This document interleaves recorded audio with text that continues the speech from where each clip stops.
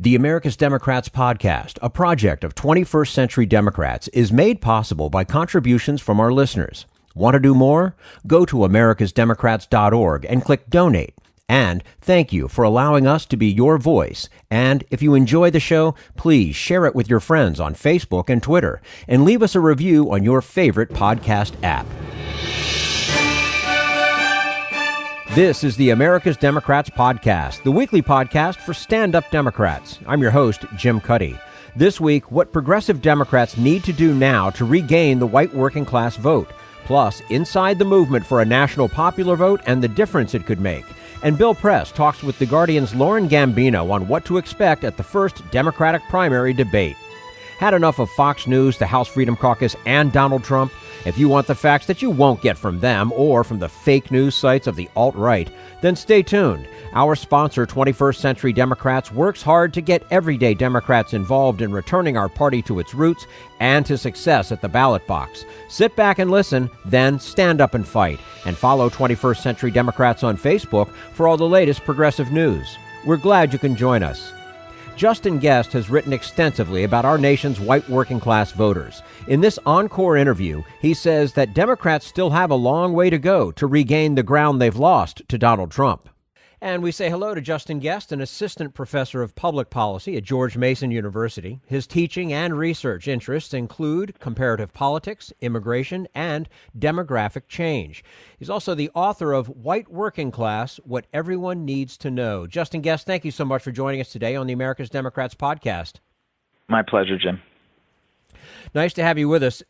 For many election watchers, this midterm was a test for the Democrats to see if they could expand their appeal, or some would even argue regain their appeal, towards white working class voters. What's your sense about how they did, not just with white working class voters, but overall?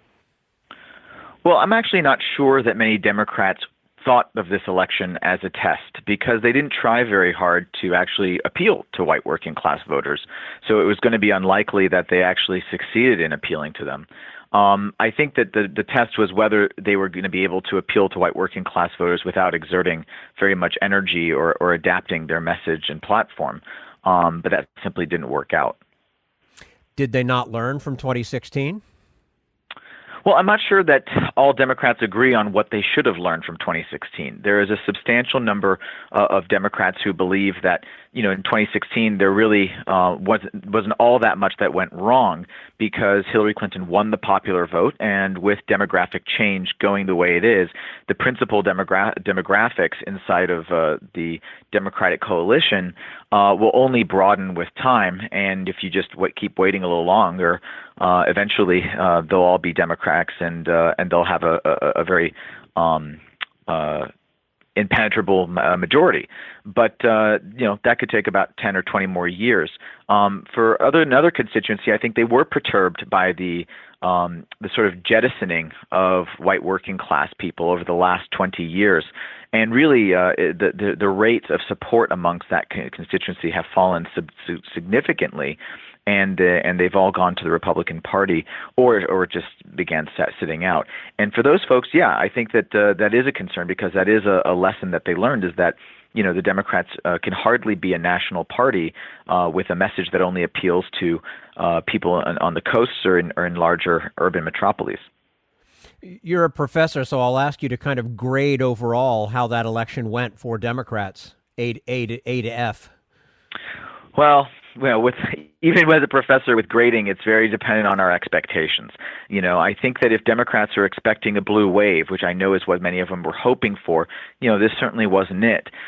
They did sufficiently to turn one of the houses, which is what they needed to do in order to keep the president or make the president more accountable to an opposition.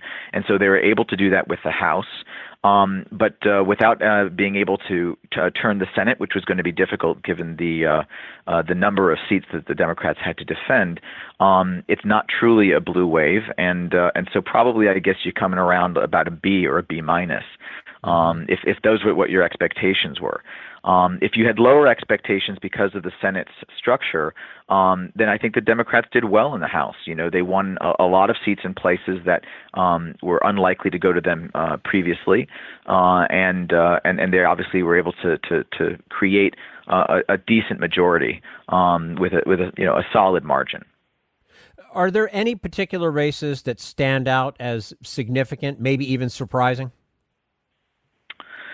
Yeah, I mean, I think that if there was going to be a blue wave, and if the country was going to be more resistant or at least resilient and more skeptical of the politics of division that was coming from the White House's focus on the migrant caravan and on other divisive social issues, then I think you would have seen states like Texas flip, and Beto O'Rourke, who's a very strong candidate, could have won perhaps, and then that Bill Nelson or Andrew Gillum could have won in Florida. But these are states that are face-to-face with immigration, and I think what's clear is that the fear-mongering it resonated amongst a lot of the Republican voters there, and perhaps with some independents as well, to actually prevent Democrats from taking very valued seats, and in the case of Nelson's seat, keeping it. We're speaking with Justin Guest, Assistant Professor of Public Policy at George Mason University. He's also the author of White Working Class, What Everyone Needs to Know. Justin, if we look very closely at the states where Democrats made advances, such as Pennsylvania, Wisconsin, and Michigan, is this more about the Democrats figuring out a way to regain these voters, or is it about Trump losing them? I actually think it's about neither. I think it's about turnout. I think that Democrats were, relative to a midterm election, highly mobilized this time, and that made a very big difference because they really did not have a strong turnout relative to Republicans in 2016 in the upper Midwest. I think Hillary Clinton excited very few of those upper Midwest voters with whom I spent a lot of time and studied very closely. I think, from a white working class person's perspective, if you're living around the Rust Belt region, it was the choice was actually quite clear. Hillary Clinton represented more of the same, and that meant, really the sort of drifting of white working class and Rust Belt constituencies to the fringes of American society and to an uncertain future. Whereas with Donald Trump, he represented a gamble, but certainly a shaking of the establishment and the status quo. And in that part of the world, the recession didn't begin in 2007. It began in 1977. And in that part of the world, they haven't had a whole lot of good news or a lot of politicians that have really taken their interests to heart. Many of them have, given it a lot of lip service, standing in front of shuttered factories every 4 years or so. But that doesn't mean that actually the results have followed. Donald Trump was a gamble, and for many of them, they're waiting to see whether or not he pays off. Mm-hmm. Now, the white working class has certainly received a great deal of attention since 2016. Thanks in part to your work and many others. But what more do we understand about them now, and how does that translate into politics? Well, I think we understand where they're coming from. I mean, certainly, I've written 2 books on this group of people, The White Working Class, What Everyone Needs to Know, which you very kindly mentioned, but also The New Minority. And in The New Minority, authors like myself and others, we are kind of pushing back against the perception of white working class people as being somehow irrational and voting against their interests. What we see is that it is in their interest to shake things up because of the sense of desperation that they're feeling right now. And what we understand better about them is that they're very nostalgic for earlier times and very discomforted and uncertain about the future. And so they're consumed by that nostalgia and really by a feeling that they are out of control, that they no longer are in the driver's seat of the country that they feel like they once defined. And so that sense of estrangement and fear has been very mobilizing. And I think that the Democratic Party has been very cautious and frankly afraid themselves of touching into the politics of heritage and tapping into the politics of nostalgia without offending members of their base and their constituencies. And so as a result, they've really done very little to try to regain the support of a constituency that was once their unionist backbone. I mean, it sounds to me like you're saying the Democrats really don't know what to do as far as trying to bring back the working white class. They definitely don't, but that's not news. I mean, I don't think, to be fair, the Republicans didn't really know what to do with this group of people for the last 20 years either.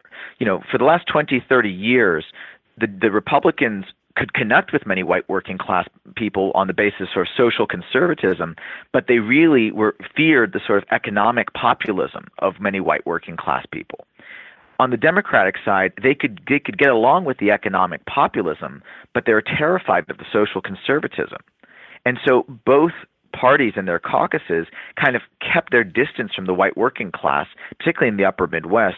They basically kept their distance and sort of treated them like a tiger in a circus ring, where you kind of visit every 4 years and otherwise you stay the heck away, because you're really not sure how to fit them into the coalition and the ideological platform that you're building.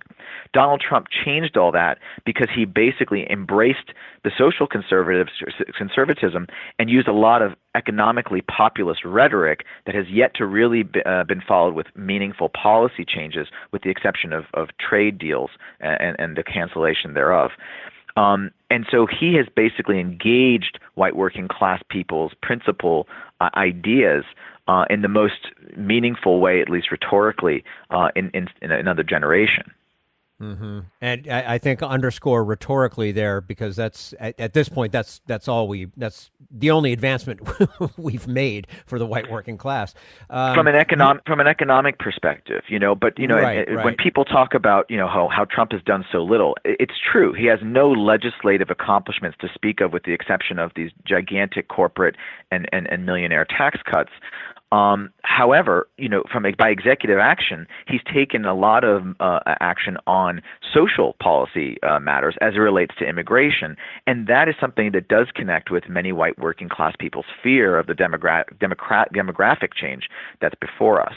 And so, it's a tightrope walk to really understand how white working class people are understanding their interests in the 21st century.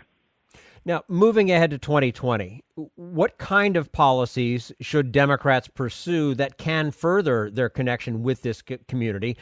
Is it as simple as economic populism, which you mentioned a moment ago? In many parts of the country, that could certainly help, and the Democrats are now in a position in the House to actually put a little bit of pressure on the White House to actually put their money where their mouth was.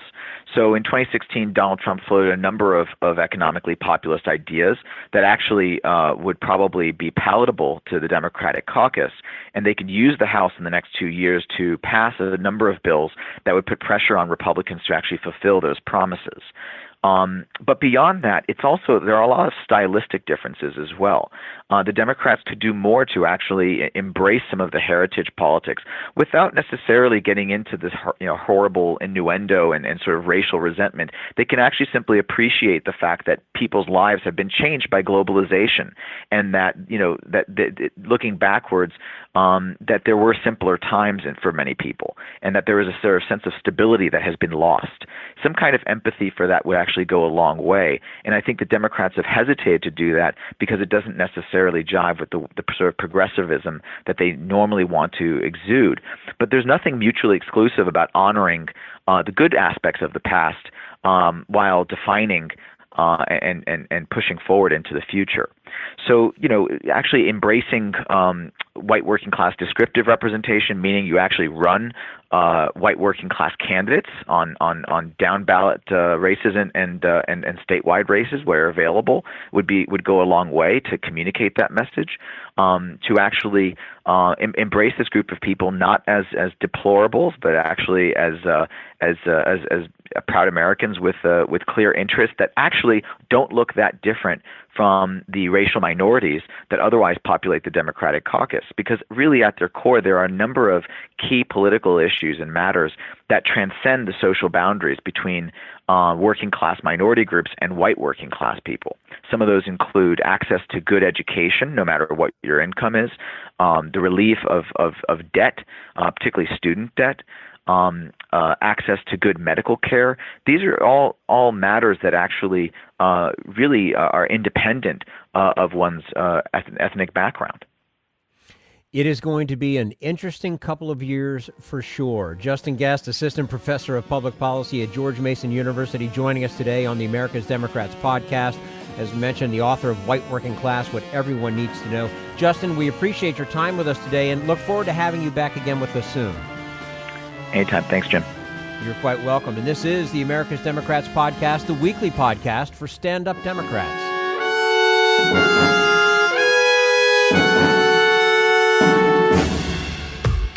We want you to sit back and listen to this americasdemocrats.org podcast, a project of 21st Century Democrats. But we need you to stand up and fight. Do you want to get involved and help get our party back to its roots and to success at the ballot box? You can make your contribution to help us keep this show going and to elect Democrats who will stand up for democratic principles. Go to americasdemocrats.org and click on Donate at the top of the page. This Social Security measure, I believe that we must pass legislation to provide medical care. This is our tradition. When our grandparents came to America, it was the Democratic Party which said, welcome. It was the Democratic Party, the party of Roosevelt and Truman and Kennedy and others, who said that America belonged to all its people, not just a handful of the rich or a few giant corporations. That's why great leaders like FDR fought so hard for Social Security, and why JFK stood up to the insurance companies and their Republican allies to get Medicare. It's not just one thing, or one time, in one place. It's about a whole history of standing up to the Republicans and saying someone has to be on the side of regular working people in America, whether it's defending Social Security or just the way your loved ones are treated on the job. That's what the Democratic Party is all about. And that's why this message has been brought to you by the Democratic Party. Working people like you and me. Paid for by 21st Century Democrats. Not authorized by any candidate or candidates committee. This is the America's Democrats podcast, the weekly podcast for stand-up Democrats. Coming up next, the movement for a national popular vote and why it's the right choice for America now. But first, we turn to Jim Hightower, America's #1 populist, for his common sense commentary. From the very start of our nation, the most popular forum for debating and shaping our democratic rights was not stately legislative halls, but rowdy beer halls. Indeed, pub democracy remains strong across our country, as is now being shown by a hardy group of democracy rebels in Toledo, Ohio. The people of this city on the edge of Lake Erie were literally sickened in 2014 when a toxic algae bloom poisoned the lake, which is their source of drinking water. People were outraged that state officials who were in the pocket of the polluters did nothing to protect the lake from more poisoning. Mulling this over while quaffing beers in a local pub, the rebels hit upon a novel thought. What if Lake Erie could protect itself by asserting its legal right to, quote, exist, flourish, and naturally evolve? Thus was born the Lake Erie Bill of Rights, which the group proposed as a city charter ballot initiative.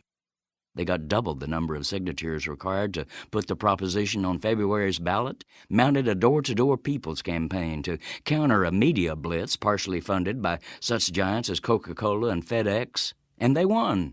A whopping 61% of Toledo's voters said yes to recognizing legally enforceable rights for the natural world. Supercilious corporate elites, however, refused to let such a trifling matter as the will of the people interfere with their sense of entitlement to poison for profit. So they've now gotten top Ohio officials to assert in a court filing that the state is the, quote, proprietor in trust of Lake Erie. Therefore, claim the officials, local voters have no power to deny so-called corporate persons the permission to pollute real people's water. This is Jim Hightower saying, of course, the democracy rebels are not about to back down, so keep up with them at www.lakeerieaction.org. If you'd like more of Jim Hightower's real populism, check out the Hightower Lowdown. Jim's monthly newsletter gives you the real lowdown on which corporations, by name, are doing what to the middle class, our environment, and our democracy. Each month, the Hightower Lowdown brings you facts you didn't know, along with actions you can take to fight back. It also comes with a sense of humor. Hightower believes we can fight the gods and still have fun. Plus, get this, it's cheap. Only $15 brings you 12 issues a year. For real populism, go to hightowerlowdown.org.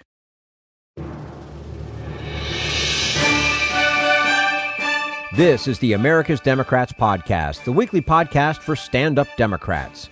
As it stands now, the 2018 midterms popular vote went overwhelmingly in favor of Democrats in the House with a margin not seen since 1974. And once again, that did not necessarily translate into electoral wins.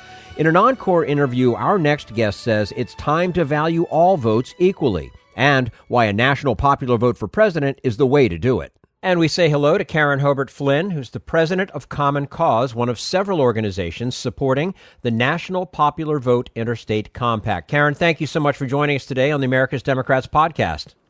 Thank you for having me. Our pleasure to have you with us. So let's start with the basics. What is the National Popular Vote Interstate Compact? So first, I should say that the current system has the candidate, we would expect the candidate with the most popular votes to be elected president, just like every other election. But unfortunately, that is not the way our system works. Electing the president is not done that way. The current system uses the electoral college, where electors select who's going to be president. And the challenge is that states are given the authority of how they allocate those votes. Most states, 48 states, allocate those based on a winner-take-all strategy of who wins the popular vote in that state.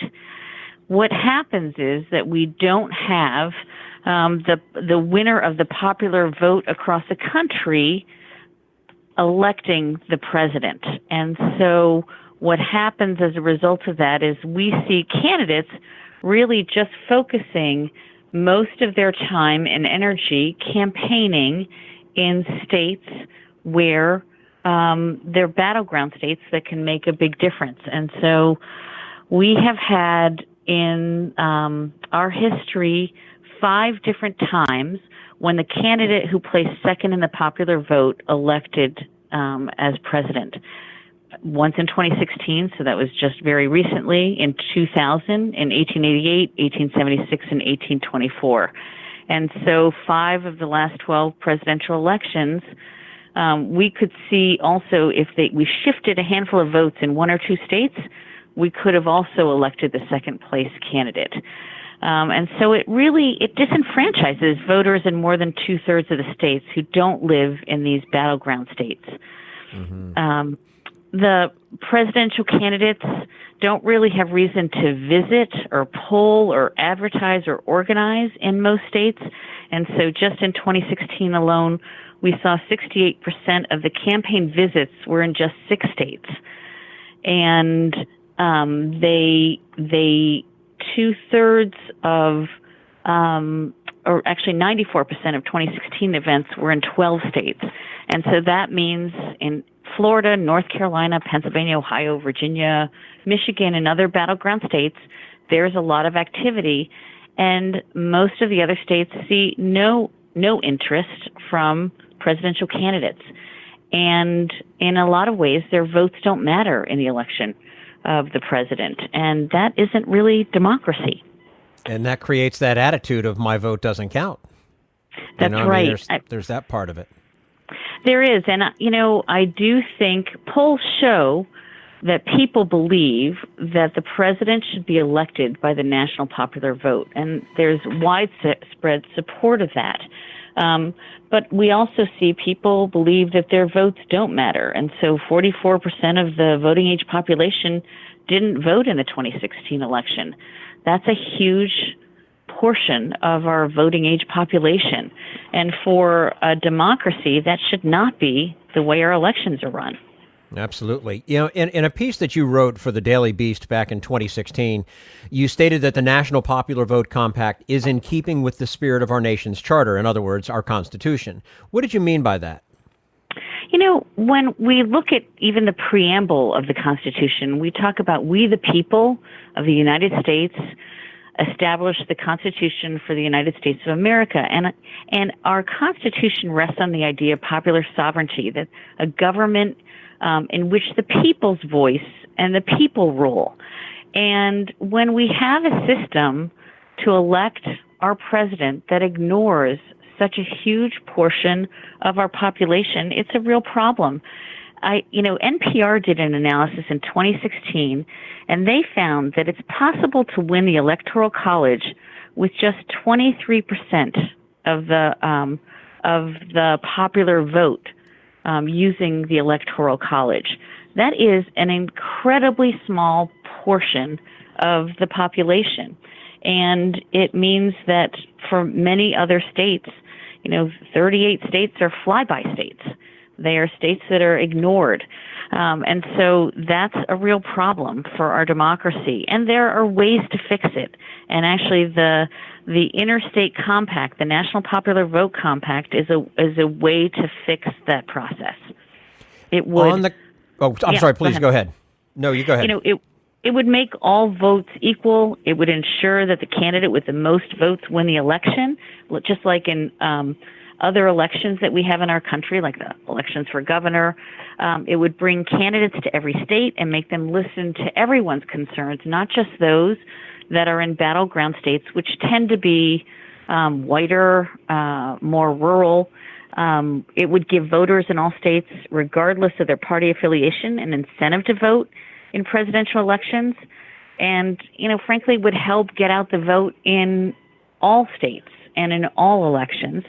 And I think that it would really rid the nation of these falsely polarized red and blue election night maps that we see, where we're looking at, how presidential candidates are racking up votes in a red or a blue state to get to the 270 votes they need to win the Electoral College.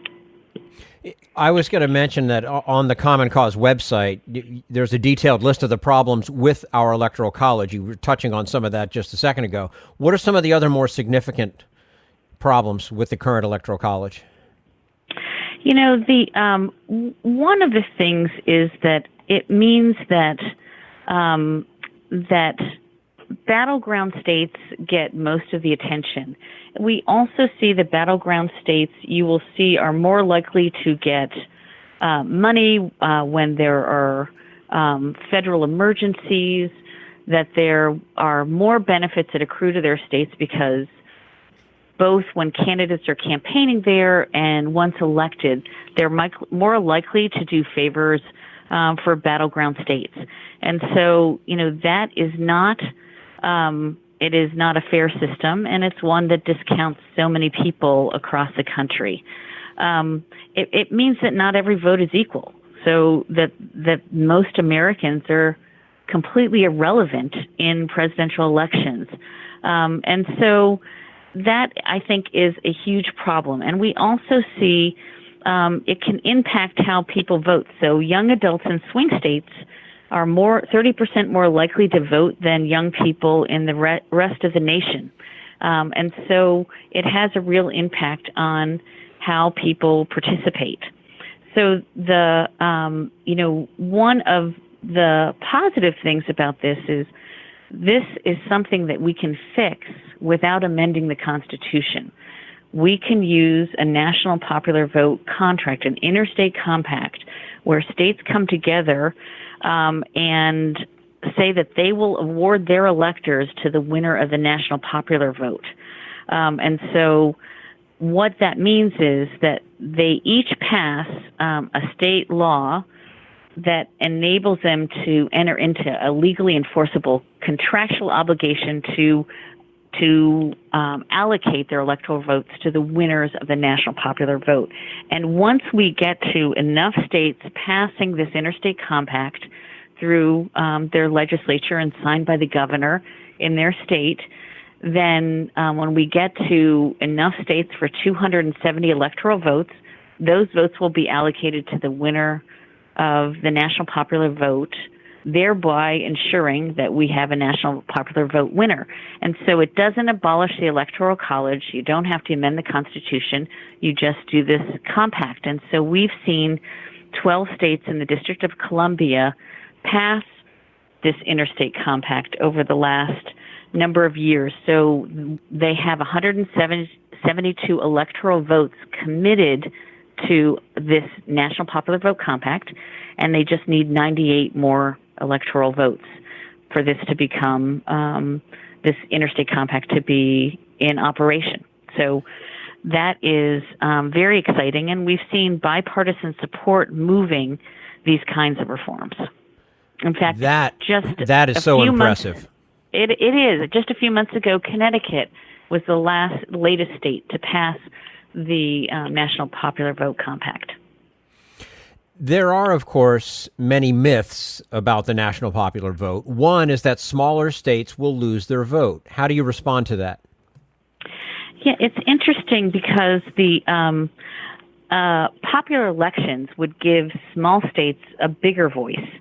So if you look at the smallest states, 12 of the 13 smallest states in the country are actually sidelined in presidential elections as they currently stand because they're not competitive. So Idaho, Montana, Wyoming, North and South Dakota, Alaska, they usually vote Republican, and then Rhode Island, Delaware, Maine, Vermont, Hawaii, and D.C. usually vote Democratic. And so what happens is these are never battleground states, and we don't see presidential candidates going there.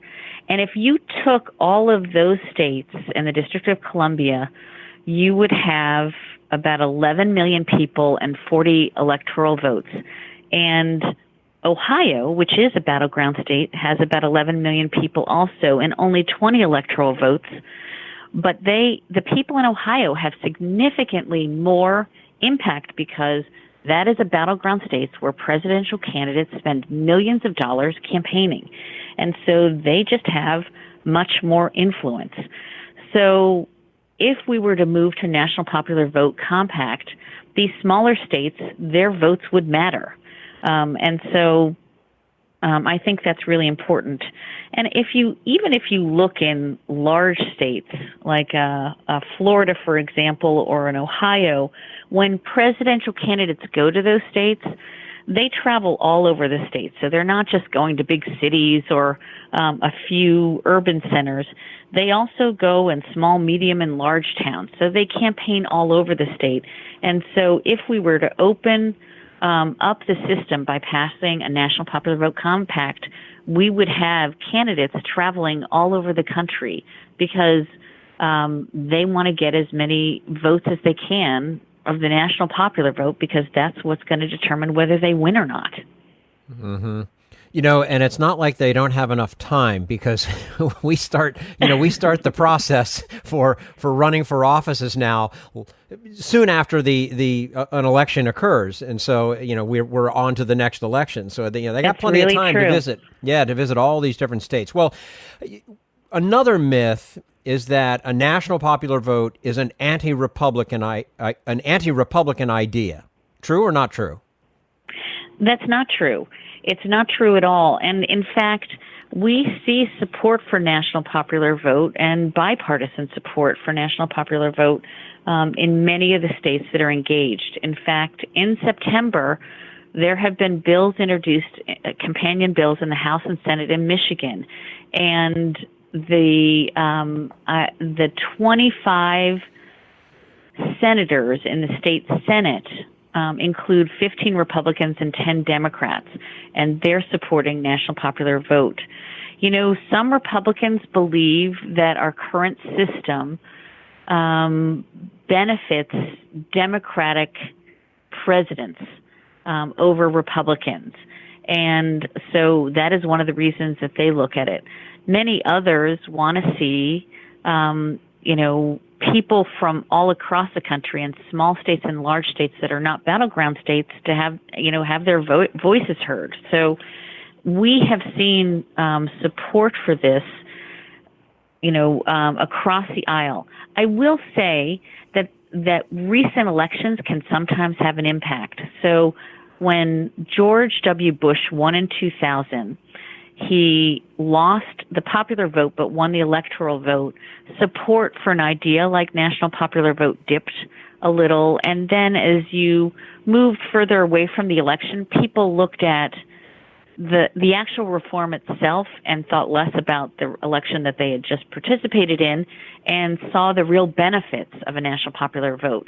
And likewise, in 2016, when Donald Trump did the same thing, there was a dip in Republican support shortly after that, but we are starting to see, once again, Republicans and Democrats moving these these national popular vote bills in states across the country. I mean, it is supposed to be about what the people want, and the president and everybody else that's in offices. I mean, you're representing those people, so you should be listening to those people. And gosh, a national popular vote would certainly take care of that. But of course, right. We're not done talking about myths. Perhaps the most pervasive myth is that a national popular vote goes against the Constitution. That can't be true. It is not true. And in fact, the Constitution squarely says that it is up to the states to decide how to allocate their electors. So this is clearly defined in the Constitution as belonging to the states. And so states at any time can change how they allocate their electors' votes. So we don't have to amend the Constitution. You don't need to abolish the Electoral College. Doing an interstate compact, and there are hundreds of interstate compacts, is a way to fix this problem without having to change the Constitution in any way. We're speaking with Karen Hobert Flynn, who's the president of Common Cause, and talking today about the National Popular Vote Interstate Compact. Karen, where is the greatest resistance to a national popular vote? There are some groups on the right that have opposed National Popular Vote Compact, and probably one of the best examples is the American Legislative Exchange Council, ALEC.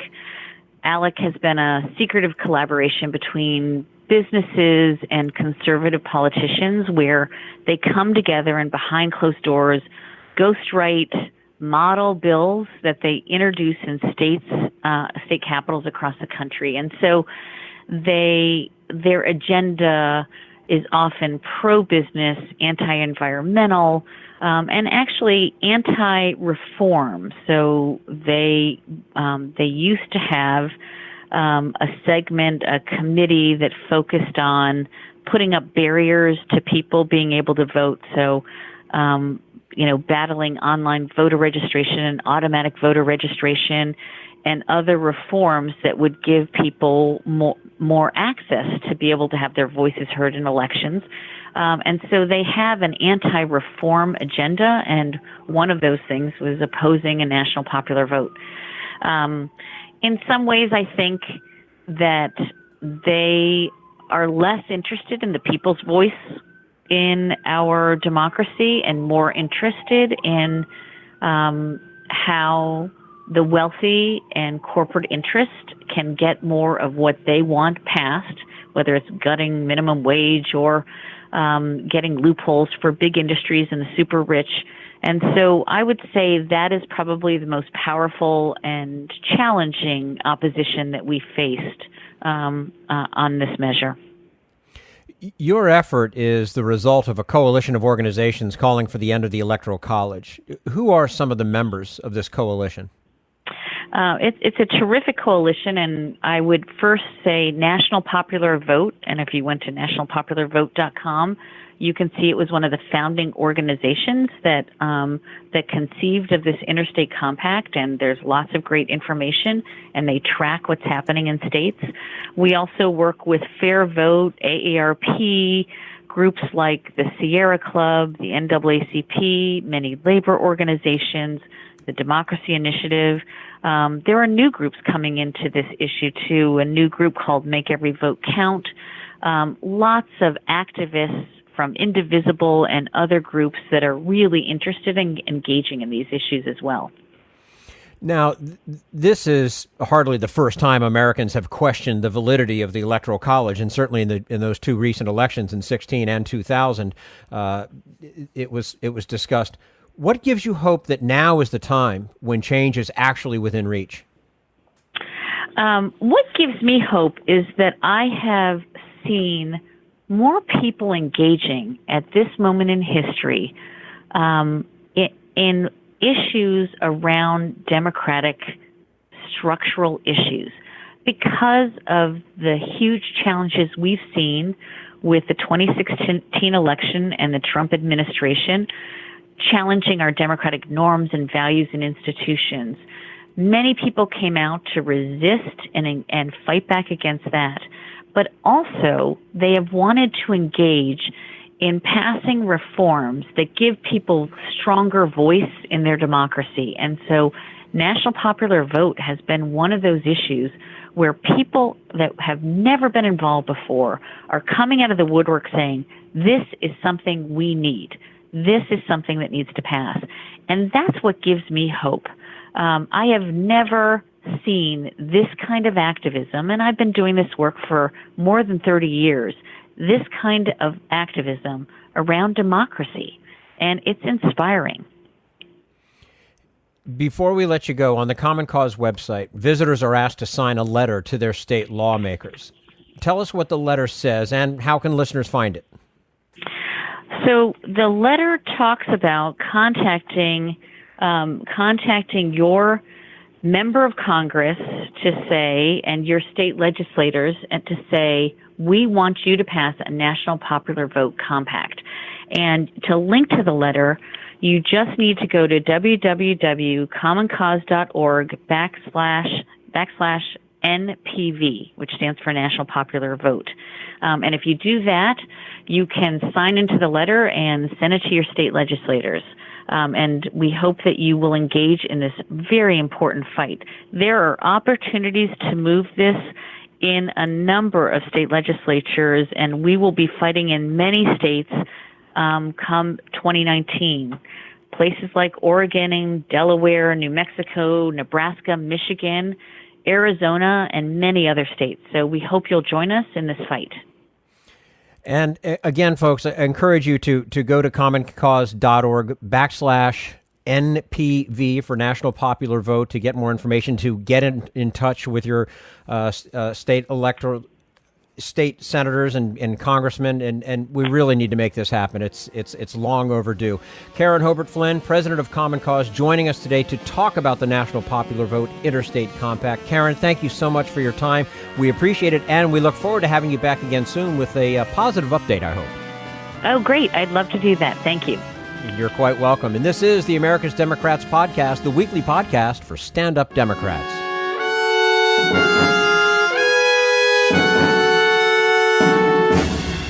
We want you to sit back and listen, but we need you to stand up and fight. Help get our party back to its roots and to success at the ballot box. Make your contribution to keep the americasdemocrats.org podcast, a project of 21st Century Democrats, on the air, and help elect stand-up Democrats. Go to americasdemocrats.org and click on Donate at the top of the page.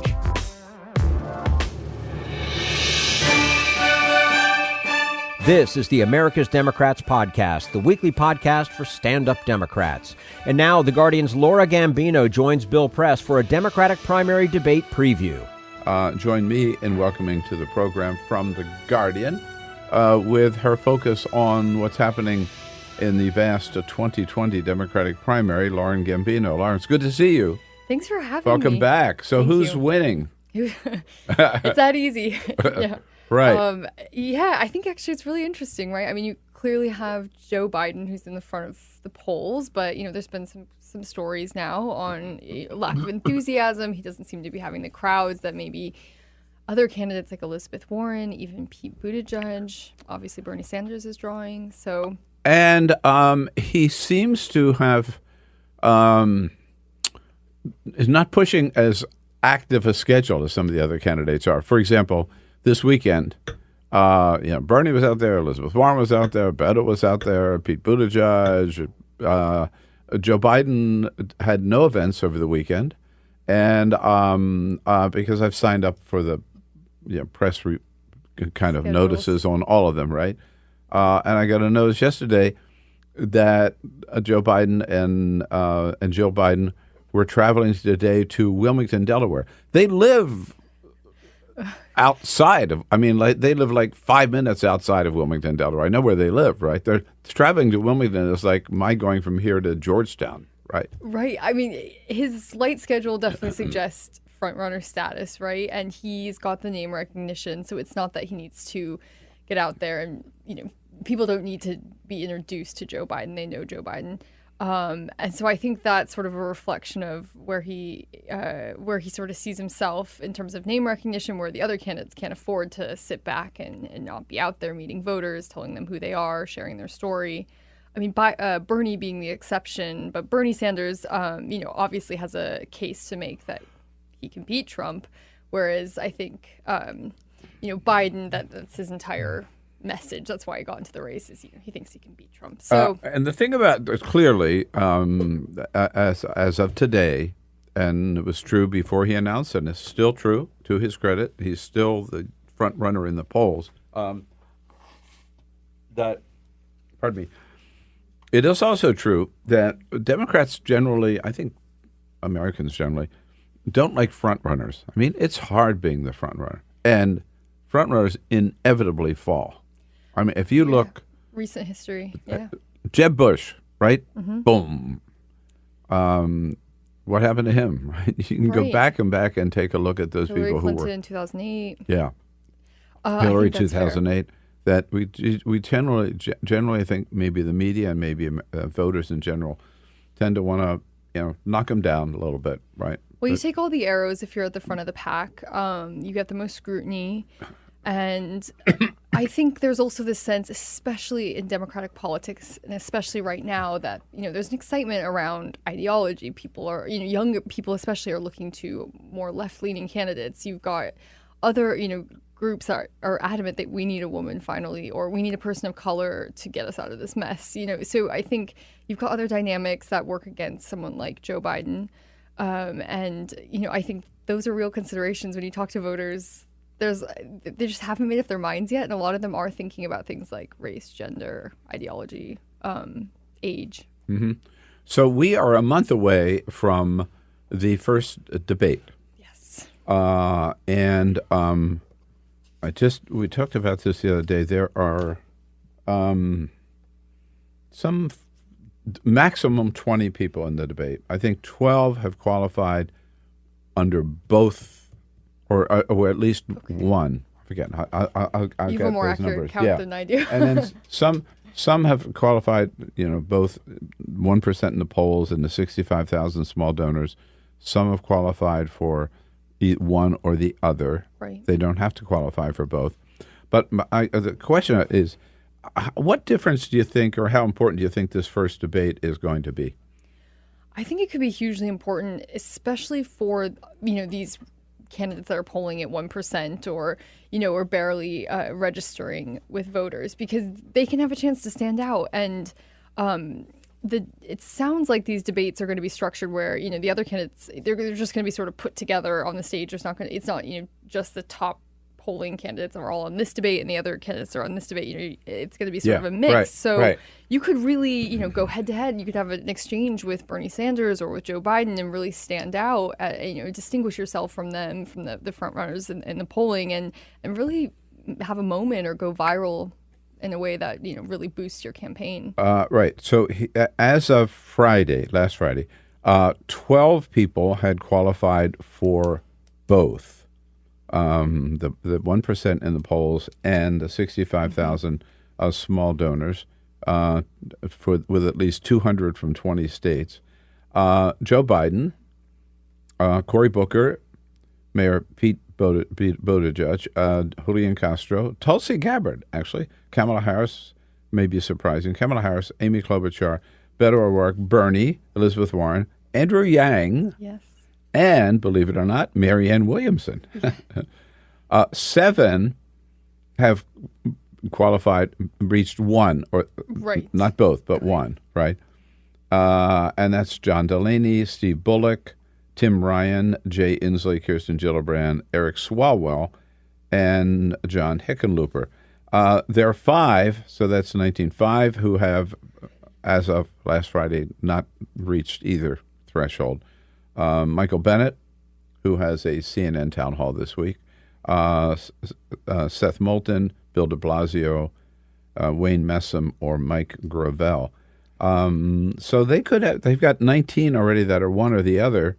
They could end up with more than 20 candidates and have to slice it down. But as you point out, it will be the first chance that most Americans have to see many of these candidates on stage for the first time. I mean, who's seen Andrew Yang? I mean, he's been in our studio, but nationwide. Someone like Jay Inslee, his whole platform is climate change, and that's proving to be one of the big issues of this election for Democrats. So if he gets a chance to really make his case, maybe people will think, oh, well, I like a guy who's totally dedicated to resolving or addressing climate change. If you just focused on what's the most important issue and the issue that most people care about, Jay Inslee would be the front runner. I mean, yeah, he should be doing better than he is, certainly. So if he, someone like him could have a breakout moment. You even think, a lot of these senators aren't doing as well. They're just not getting the sort of the oxygen. So you think Amy Klobuchar, she's doing okay, but she's not, top of the pack. So maybe she has a moment. I would think that the first debate is going to be important for the reason you mentioned, is that we get a first chance to see many of them for the first time, 2 nights in a row, 2 hours. So they'll have a little bit of time, not a lot of time, but a little bit of time. They could have a chance to challenge, you're right, and one of the front runners and score, right? But I think it's also going to be important because I think after the first debate, we're going to see a couple of people drop out. I think probably certainly after the second debate, which is July, maybe even after the first one, and that'll start the winnowing process. They were all out on just about all out on the road this week. Let's start with this weekend, rather. Elizabeth Warren, who has come up with put out there a lot of good, strong policy proposals on many different issues, including one she talks about here. Here's the good news. I have the biggest anti-corruption plan since Watergate. Yay! Here's the bad news. We need the biggest anti-corruption plan since Watergate. Right. And maybe further bad news, not that many people know what her plan is, but she's out there, on a lot of different issues. And she seems to be catching on. She seems to be making headway, especially she's sort of leaning into that, academic, sort of almost nerdy, I've got a plan for that. I've got a solution. And that seems to be what's boosting her in the polls. And I think it's allowing her to distinguish herself from Bernie Sanders in the way that, she's sort of innovating. If you see them on the trail, his speech hasn't really changed from 2016. You know what he's for, and I think there's a lot of progressives who give him a lot of credit for what he's done for big issues, Medicare for all, really popularizing these lefty ideas. But I think that there's a lot of attention for Elizabeth Warren and sort of how she's, actually coming up with these new ideas. And, here, we're going to address this issue. She's got, housing and, very specific plans that I think people are starting to take notice of. Yeah. And Bernie this weekend, who does still have the edge here because he ran the last time. Absolutely. He built the organization. He's had Our Revolution and kept in touch with those people for the last 3 years. He has not slowed down at all, for sure. And he's doing, you're right, I think his message, if you heard of Bernie's speech today, it's almost the same one you would have heard in 2016. But he's doing more, he's opened up, he's loosened up a little bit. Yesterday he had ice cream socials up in Vermont, for 3 or 4 of them, that kind of folksy stuff, which retail politics, which he's not known for. He's not known for. He's not necessarily. I understand that normal humans like to eat ice cream. Yeah. I myself try not to eat it very much, but I brought some out for everyone to have. Yeah. Please enjoy. And he was accompanied by our friend Ben Cohen. That's why I love ice cream. I love Ben Cohen. And every stuff. And in fact, they gave out, I think, Cherry Garcia at his big rally that he had in Montpelier. Is that how you pronounce it? I think so. Montpelier, the capital of Vermont. Bernie yesterday saying that Donald Trump can't get his message straight about Iran. Trump and people in his administration apparently have learned nothing from that horrific war in Iraq. All right. Now, let's go eat some chubby hubby and call it a day. So that's still a challenge for Elizabeth Warren, right, to overtake Bernie Sanders. And meanwhile, The one that everybody expected to bounce to the very top of the ticket, Beto O'Rourke, has had some rough sledding lately, right? I think discovered that running for president is not the same as running for U.S. Senate in Texas. And he's not, the liberal foil to Ted Cruz. He's got 20 plus Democratic challengers, all with interesting biographies, who are doing the really hard work of running for president. And so I think maybe this has been a bit of a learning curve for him. But he does seem to also be gaining ground after a little bit of a maybe, you compare him to Pete Buttigieg, who just seemed to take off, and he just sort of had that big, fundraising burst, and then nothing really happened with Beto. But he's been doing some he's started to do national TV, so I think maybe we'll see him pick up a little bit. Yeah, or try to anyway. Try to for sure. I don't think he'll be as successful as you may believe. Well, he's got a documentary coming out tonight, so we'll see. Tonight is the HBO documentary, which I think that the people of Pod Save America and Crooked Media had something to do with. The documentary is about his Senate race, and particularly focusing, I think, on what I understand, what I've heard about it, on the volunteers, the grassroots movement behind his campaign. I guess I wonder if you can capture that, if you can remind people what made him so special. Well, that's what he was counting on, but it hasn't really happened. Exactly, absolutely. It also should be. I mean, I'm not trying to rain on his parade too much, but he lost that race. Yeah. Yes. Right. You know what I mean? Everybody talks about this great race that he ran in Texas, and he did. I mean, but he also lost. Right. It wasn't that great. Yeah. Stacey Abrams lost, but there was the voter suppression issue in Georgia, right? Yeah. That election could have been stolen from her. That issue didn't exist in Texas. The best I heard about over the weekend, listening to someone talk about the battle race in Texas, is that he might have lost. What he should get credit for is he did really raise the turnout in Texas because of the excitement of that race. The turnout among Democrats particularly was higher than it's been in a long, long time. And because of that, many Democrats for state legislature, for state Senate, for lower offices did get, in fact, a couple of congressional seats too. Right. More Democrats did get elected in Texas. Beto can get credit for that, but he lost his race. And anyway, he was out over the weekend too, and talking about Donald Trump, who puts tariffs out there that hurt farmers, and then turns around and gives them comes up with $16 billion in taxpayer money to reward the very same farmers that he undercut with his tariffs. Beto O'Rourke talking about this contradiction. What we see right now is yet another example of President Trump being both the arsonist who created this problem in the first place and the firefighter who wants the credit for addressing it through this bailout. That was a good way of summing it up. So, he's smart. He's good. He's a good campaigner, whether he can turn it around or not. And one of the reasons, as you mentioned, that he may not be able to is because he's got competition. And particularly one candidate, I think, has stolen his thunder, and that's Pete Buttigieg, the mayor of South Bend, Indiana, who was asked over the weekend, his term was, okay, are you on board for this impeachment bandwagon? I'm just trying to be respectful of the fact that the best thing I can do to get us a new president is to win the nomination and defeat the president who's there. Right. So his answer is let's not necessarily putting all of his hopes in the impeachment hearings, but playing it safe, running a good campaign, coming up with the issues, beating Donald Trump at the polls in 2020 with him as the nominee.